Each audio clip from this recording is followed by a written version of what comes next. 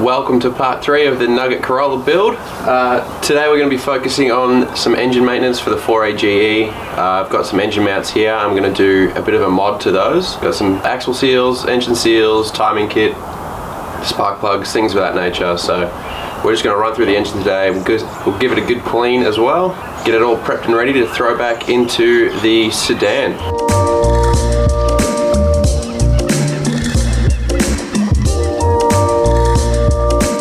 It's time to do our timing kit. This is my homemade piston stopper. Now what you do is take the spark plug out of cylinder 1 and wind this in. The Skid Factory do a really good video on how to find true top dead center. So I'm going to use this to find top dead center on my 4AGE. And then that's going to help me just keep everything in the right position while I do the timing kit.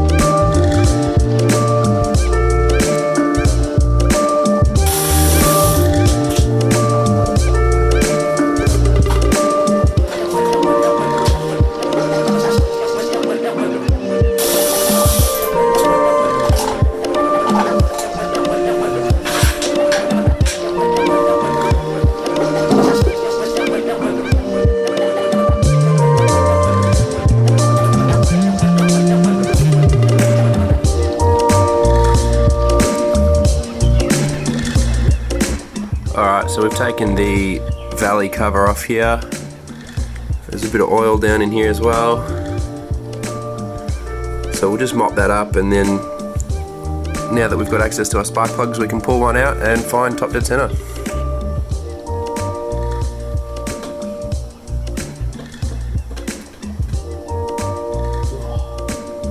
Look how nasty that is, it's like grease in there.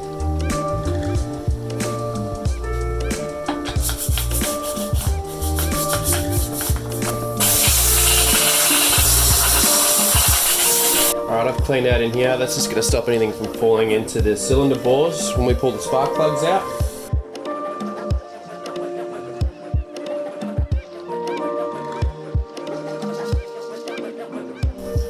Alright, it's fair to say these haven't been done in a while. And just as a comparison, that's what a new one looks like. See how full the electrode is? And how worn away the other one is. It's almost just a point. That's not good. So good thing we got new ones, hey? Alright, so we've got a mark here and here on the cam gears, and some indentations on this backing plate. Now we want those to line up. That'll mean top dead center, and then we can double check that with our piston stopper. That's looking like top dead center there. I'm also going to count the number of teeth on the timing belt between the two marks on each gear, because you don't want to get this wrong by one tooth on the timing belt when it comes to reinstall.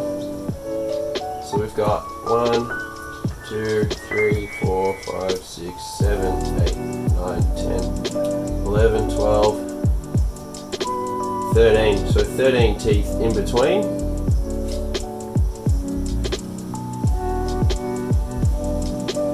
Alright, so this is the piston stopper I was talking about earlier. Now the whole idea is that you adjust this bolt in the middle, and that'll stop the piston from coming up any further. So it doesn't really matter where the piston is in the cycle. You just crank the engine one way till it hits the stopper, and then you make a mark, and then do it in reverse and make another mark. And then halfway between those two marks will be true top dead center.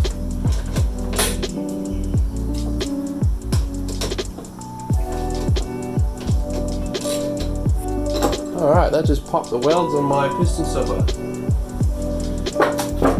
which sucks. The dodgy way to do this is with a screwdriver. Alright, we can see the screwdriver in here moving up and down. Now that's moving up and down with the piston. And what we want to check is that that's at its highest point when the marks on the gears line up.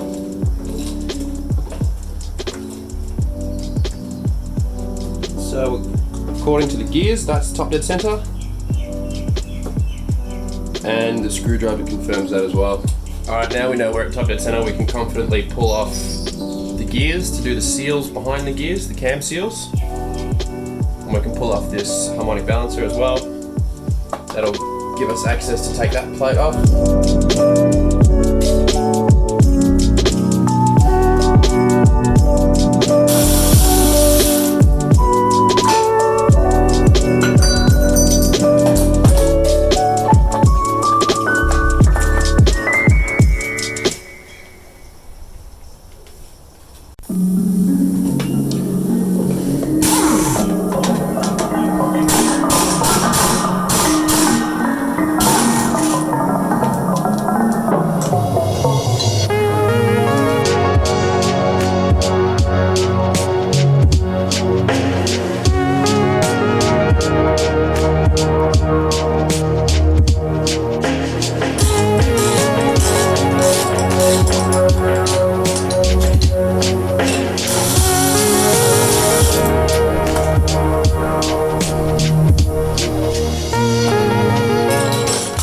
So here we've exposed the whole timing belt. Now that there is your tensioner pulley, and that spring in there is what puts the tension on the pulley. Now we can see there's a fair bit of mess in here, and it all trickles down from up here, which is the cam seals. So the first thing we want to do is we just want to disassemble all of this. We'll take the spring out, the belt off, the tensioner out, and then the cam gears off. Because in our new kit we get some cam seals. There's 3 seals in there, so that's probably a front main as well.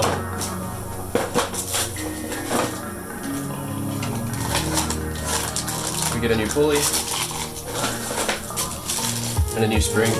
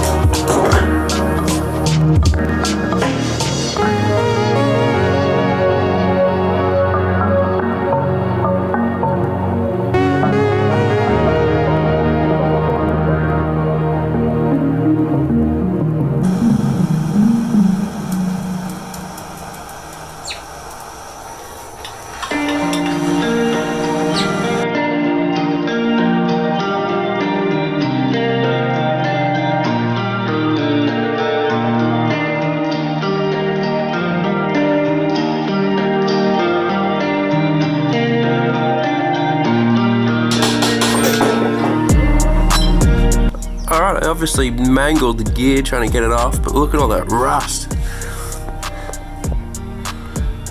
Now if you're going to heat it up, you have to replace this seal, which I was going to do anyway. It's the whole point of taking the gear off. I'm going to try clean that up. I've already ordered a new gear. They're like $30 from SQ Engineering, so hopefully that turns up soon and I can keep going, but I'll try to get as far as I can and then come back to it when the gear arrives.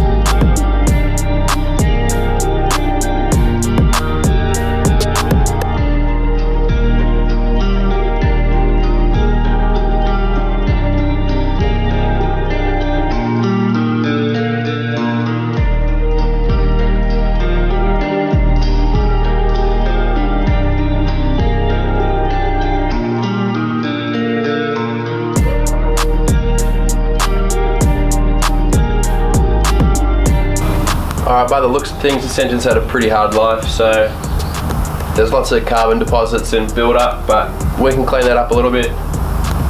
Now, once we've got these off, we can put a shifter on the cam. That'll stop it from spinning while we undo the nut that holds the cam gear on. So there's a little lobe right here just for that.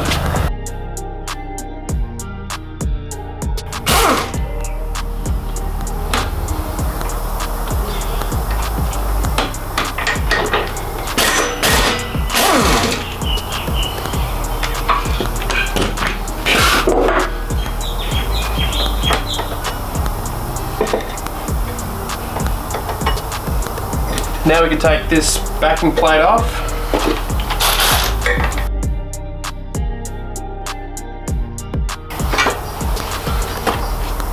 There's a fair bit of mess on the back of this, which means it's obviously leaking from the seal that's right here.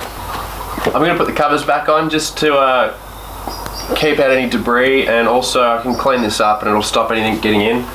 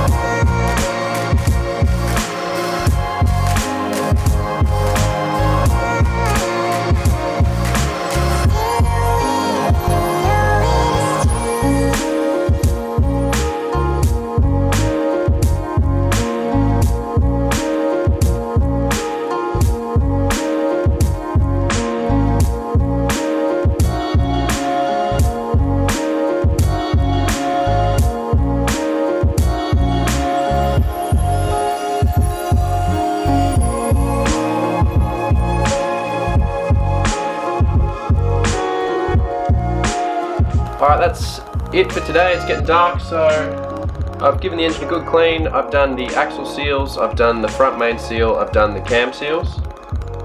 I did manage to fix up some dodgy wiring on the TPS as well. So when our new cam gear turns up, because I butchered the other one getting it off, we can finish off the timing kit. The engine mounts will be dry, so we can put those on and then smash it in the car and put it all back together.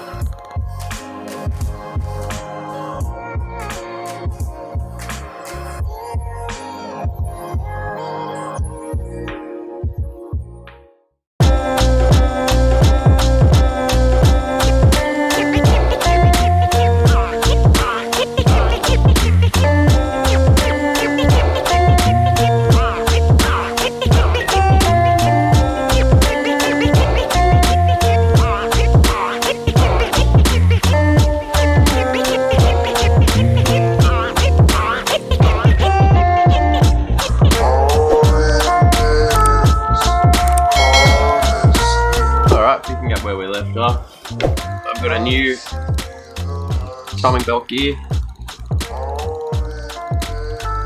The other one got absolutely smashed trying to get it off. Now the old one did rust on, so I'm going to just put in some grease, hopefully prevent that from happening.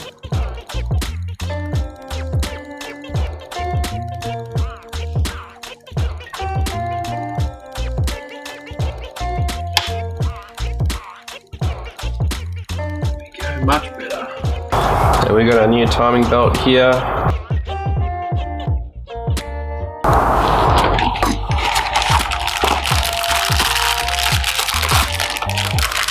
Got our new pulley. Now that just slots over this sleeve down here. We can wind in our bolt just by hand for now. Now if you remember the amount of teeth in between the gears from the other belt, we can set that up, put this in position, and then put the spring in. Alright, so I checked the old timing belt, there's 13 teeth in between the two indicators on the gears. So now we can put our new spring on the tensioner. Now we can torque down this pulley bolt to 37 Newton meters.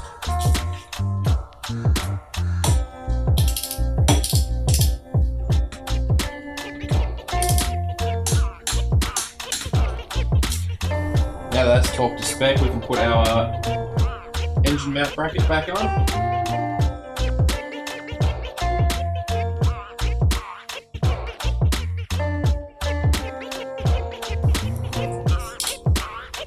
These get torqued to 79 Newton meters.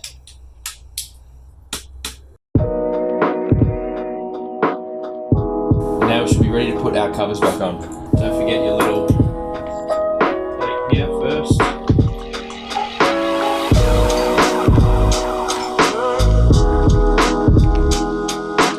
Before I throw the cam cover back on, I'm going to check the torque on the cam bolts.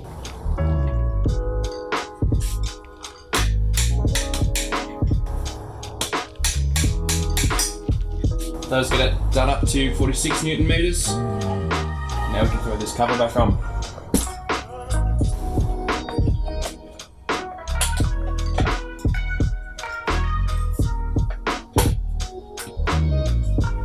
If you're worried about these bolts being too long, they're long for a reason. That's where the electrical loom clips on. So don't have to worry about that.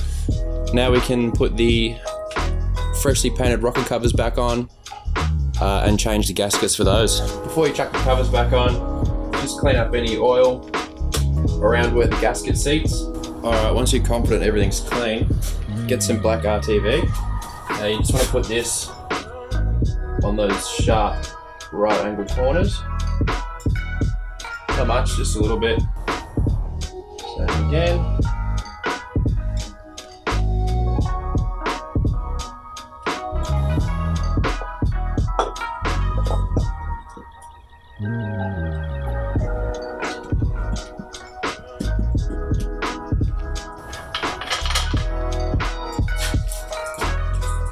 Now I've just got the old nuts here, I'm going to give a quick clean.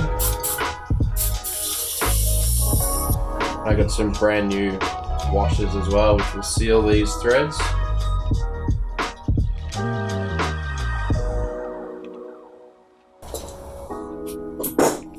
I'm just going to do these finger tight for now and let those gaskets settle in a bit, and then I'll come back and check these.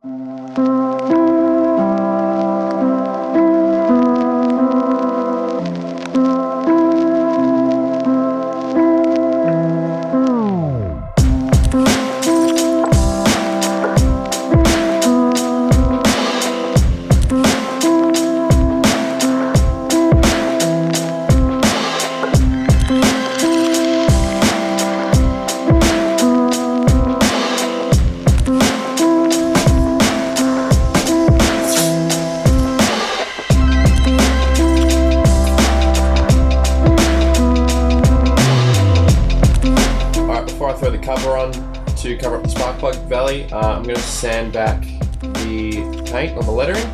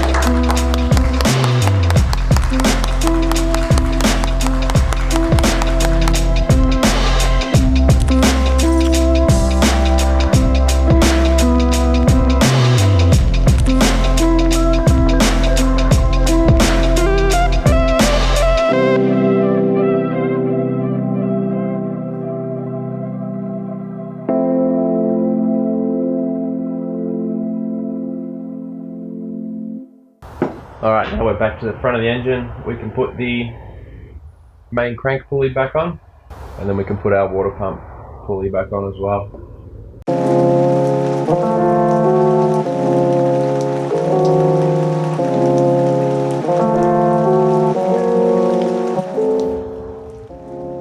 just pulled the cam cover back off just to show you the indicator on the cam gear. F***ing dog.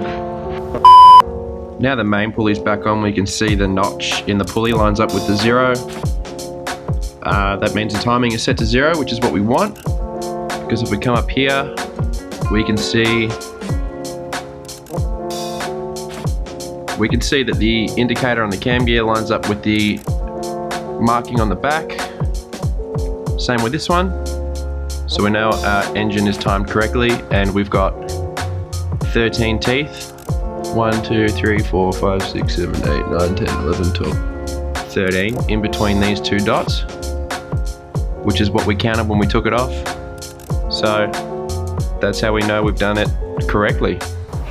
Alright, the last thing we need to do is torque this down to 118 Newton meters.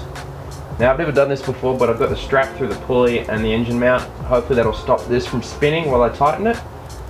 Otherwise you've got to make up some tooling or put the engine in the car and do it that way. I've seen people stuff rope down the cylinders so that the rope compresses and the crank doesn't spin. But we'll give this a try and see what happens.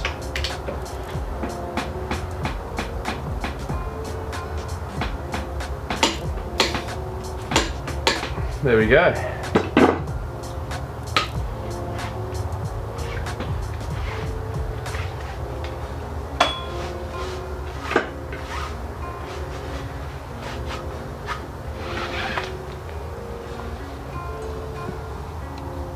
I realised when I put this together I got the ignition coil bracket on backwards, so that actually bolts in through the front here. Same way it came off, and that's it. Job done.